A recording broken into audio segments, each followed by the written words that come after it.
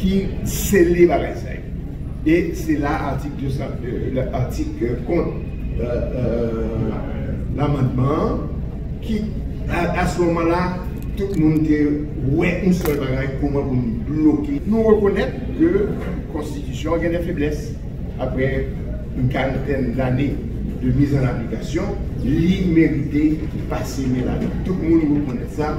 Vous pensez que pas de problème sur ça. C'est comment le faire.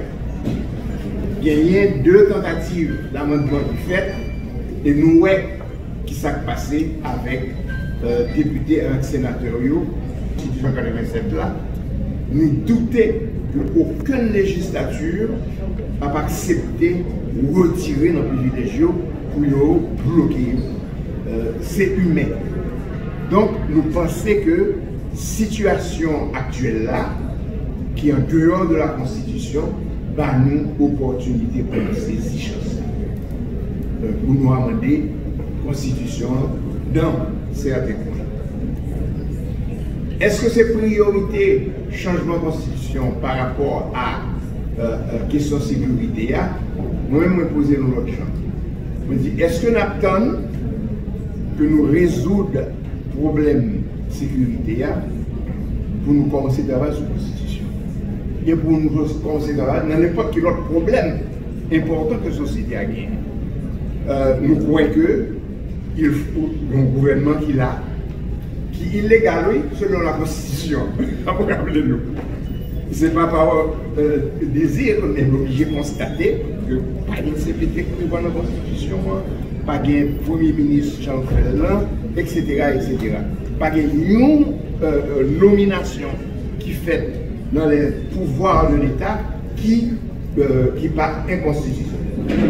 Donc, est-ce qu'on appelle tout le monde dehors, débarquer tout le monde, il en a résolu le problème? Comment d'ailleurs? Comment on va faire pour résoudre le problème vote, le problème élection? Ou pas une loi électorale? Ou pas gagner un conseil électoral permanent? Conseil, soit strictement selon la Constitution, conseil électoral que nous là, il est illégal. Je ne vais pas dire illégal vraiment au regard de moi-même comme citoyen, non. Mais si nous appliquons de manière stricte par rapport à la Constitution, même j'ai un problème amendement de tout illégal. Donc, un problème qu'on nous reconnaît de manière très courageuse, oui, nous avons des problèmes. Un problème constitutionnel parce que nous ne pouvons jamais respecter, appliquer la Constitution. Là, c'est l'autre problème que nous n'avons pas prouvé. Donc, ça, c'est deux bagages, ça, vous devez répondre.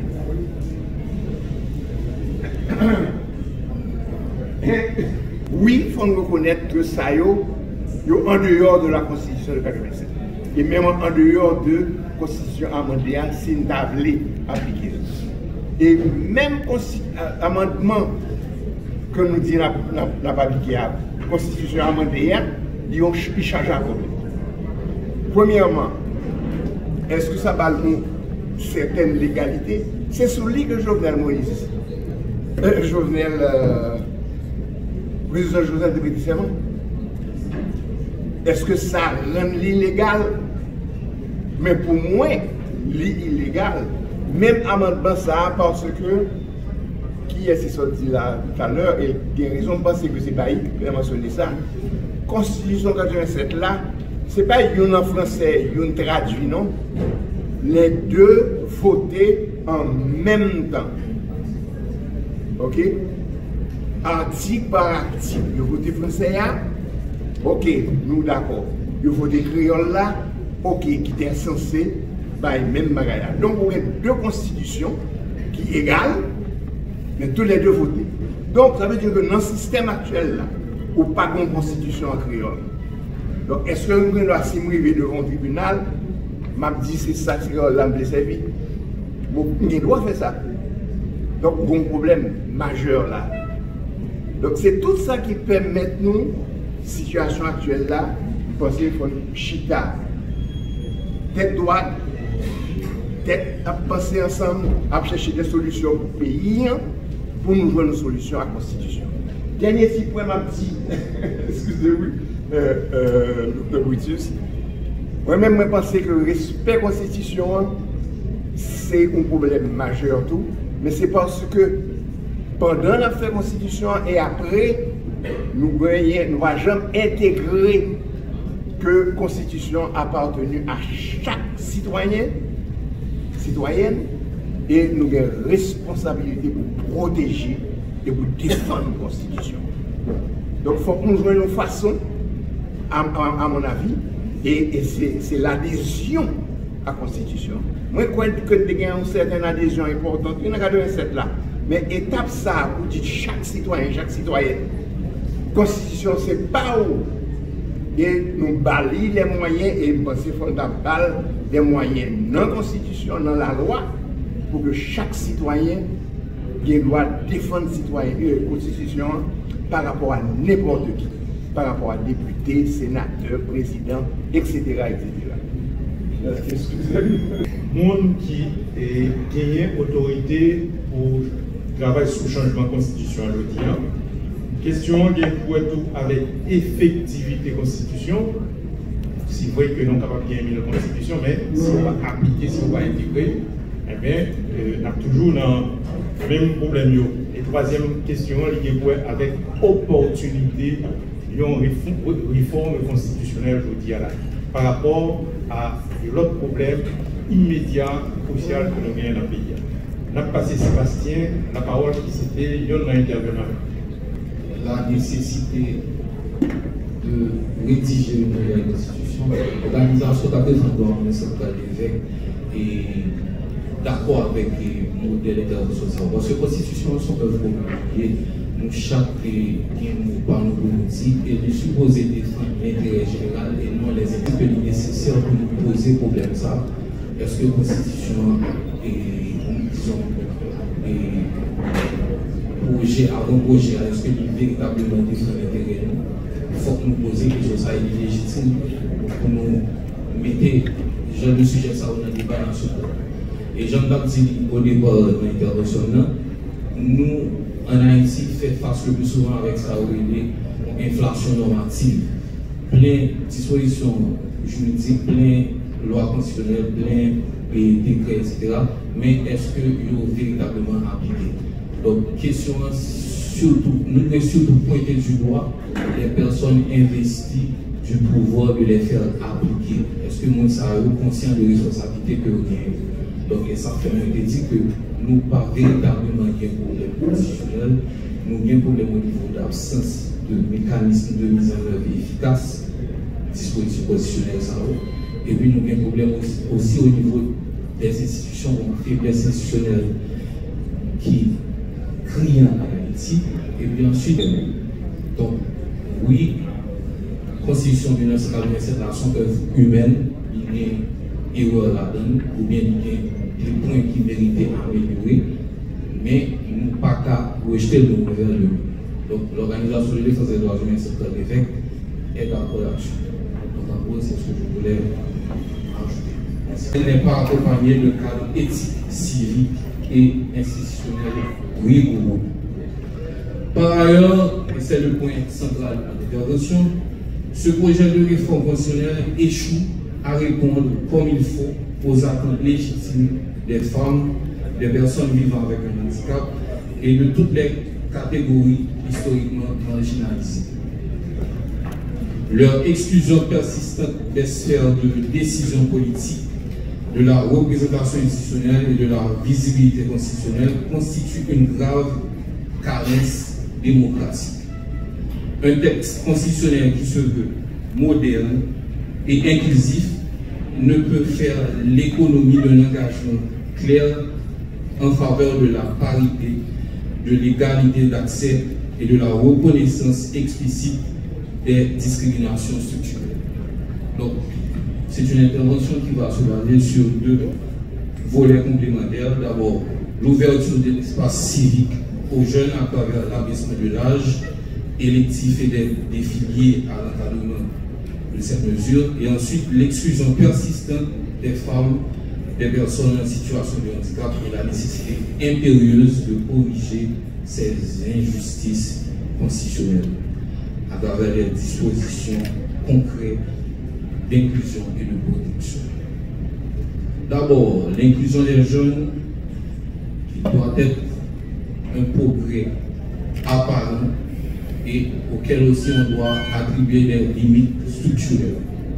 L'avant-projet affiche une volonté de rajeunir la classe politique en abaissant l'âge requis pour accéder à des fonctions stratégiques telles que député, sénateur, président ou ministre. Cette disposition en apparence progressiste répond à une exigence légitime de renouvellement générationnel et de représentativité. Dans un système politique dominé par des élites vieillissantes. Cependant, cette mesure reste symbolique si elle n'est pas encadrée par des garde-fous éthiques et institutionnels. L'abaissement de l'âge sans critères d'intégrité, de formation citoyenne ou d'expérience civique peut conduire à l'instrumentalisation des jeunes candidats par des forces politiques plus anciennes ou corrompues.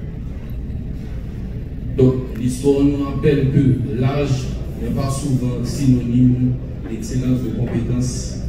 Nous avons fait l'expérience, disons mieux, avec Jean-Claude Duvalier, devenu président à 19 ans, sans vision démocratique, incarnant des dérives d'une accession prématurée au pouvoir. Claude Joseph et Gary Bolo ont mené des luttes politiques à leur jeune âge, perçus comme des figures de rupture, ont reproduit une fois au pouvoir les logiques du système qu'ils dénoncent, bien qu'ils dénonçaient.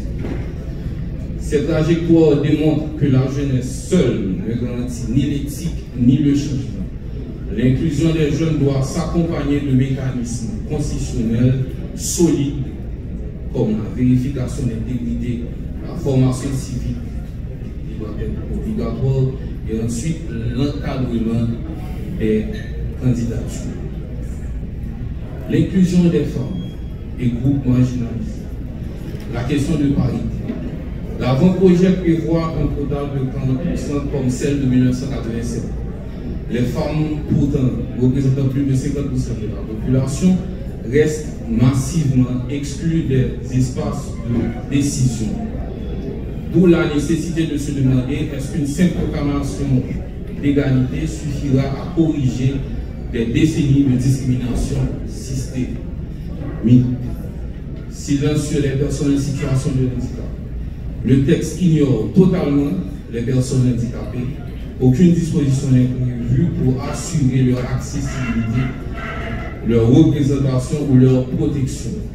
Ce silence institutionnalisé forme, disons, consacre l'idée d'exclusion constitutionnelle et constitue un recul par rapport aux engagements internationaux d'Haïti. Donc, en rapport avec les droits et libertés fondamentaux, le texte reconnaît certains droits comme le respect de la dignité humaine, l'égalité devant la loi, le droit à l'éducation, la protection de la maternité de l'enfance, l'interdiction de travail des enfants. Cependant, il faut insister sur les lacunes majeures en rapport avec les points soulignés. Aucun mécanisme de garantie en rapport avec l'inclusion effective des groupes vulnérables dans les institutions de gouvernance. Et il faut aussi dire que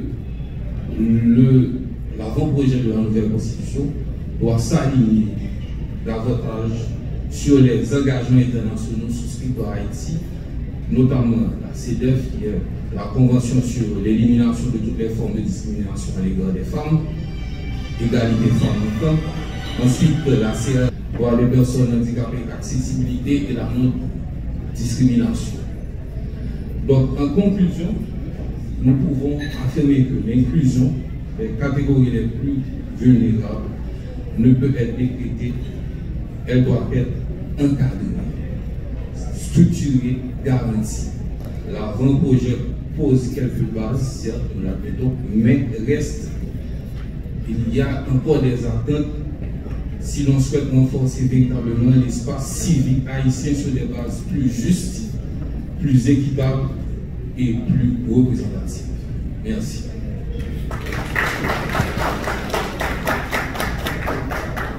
Sébastien, nous arrivons dans la fin de présentation. Nous avons 3 présentations de ce fait-là. Avant de nous passer dans les travaux en groupe, travaux en atelier, nous allons quand même un moment pour que nous allons poser des questions à mon qui fait intervention. Nous voyons si nous sommes capables de plus d'éclairage par rapport à travail dans le faire, débat que nous allons faire, discussion que nous allons faire dans l'atelier. Voilà, donc question s'il vous plaît. 1, 2, 3, 4. On prend 4 ça toujours. Monsieur Bailly, 4e, 3e. Au fond ici, 2e. Et puis, de ce côté-là, 1er.